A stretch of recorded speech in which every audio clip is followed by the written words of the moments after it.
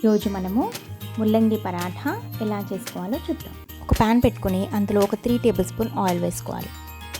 ఇందులో 1/2 table spoon జీలకర్ర, 1/2 table spoon వాము, చిటికెడు ఇంగువ, సన్నగా తరిగి ఉంచుకున్న పచ్చిమిరపకాయలు, అల్లం తురుము వేసి 1 నిమిషం పాటు ఫ్రై చేసుకుని ఇప్పుడు ఇందులో చిటికెడు పసుపు, 1/2 టేబుల్ స్పూన్ కారం, 1/2 tablespoon garam masala, 1/2 tablespoon జీరా powder, 1 tablespoon kasuri methi వీటిని కూడా వేయించుకోవాలి. ఇప్పుడు ఇందులో మనము తురిమి ఉంచుకున్న ముల్లంగిని వేసుకుందాం. 1 టేబుల్ స్పూన్ సాల్ట్ వేసుకోవాలి. సన్నగా తరిగి ఉంచుకున్న కొత్తిమీరను వేసుకుని ఒక 2 నిమిషాల పాటు ఫ్రై చేసుకుంటే సరిపోతుంది. ఇప్పుడు గోధుమ పిండిని తీసుకుని అందులో ఇలా మనం వేయించి ఉంచుకున్న ముల్లంగి తురుమును వేసుకోవాలి. ఈ ముల్లంగి అంతా పిండికి పట్టేలాగా కలుపుకోవాలి. ముల్లంగిలో కూడా నీరు ఉంటుంది కాబట్టి మనము ఎక్కువ నీళ్లు పోసి కలపాల్సిన అవసరం లేదు. కొంచెం వాటర్ పోస్తే సరిపోతుంది.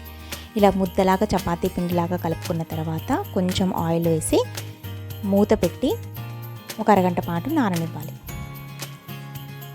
ఇప్పుడు దీన్ని బాగా ప్రెస్ చేస్తూ ఉండల్లాగా చేసుకోవాలి.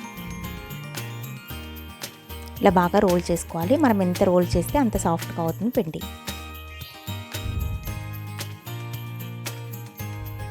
ఇలా అన్నింటినీ ఉండల్ని రెడీ చేసి ఉంచుకోవాలి.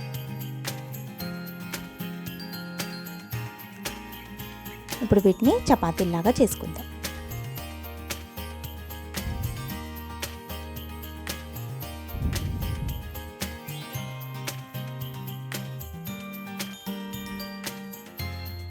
ఇలా అన్నింటినీ రెడీ చేసి ఉంచుకోవాలి. ఇప్పుడు ఒక పెనం పెట్టుకుని అది వేడెక్కిన తర్వాత ఈ ముల్లంగి పరాఠాలని కాల్చుకుందాం. అటు ఇటు కొంచెం కాలిన తర్వాత 1 టేబుల్ స్పూన్ బటర్ వేసుకోవాలి. బటర్ కానీ నెయ్యి కానీ ఏదైనా వేసుకోవచ్చు.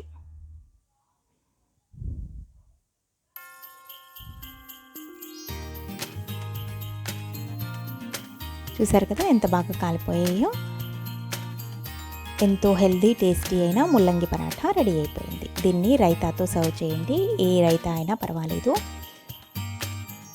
ఇలా రైతాతో సర్వ్ చేస్తే చాలా టేస్టీగా పిల్లలు ఎంజాయ్ చేస్తూ తింటారు.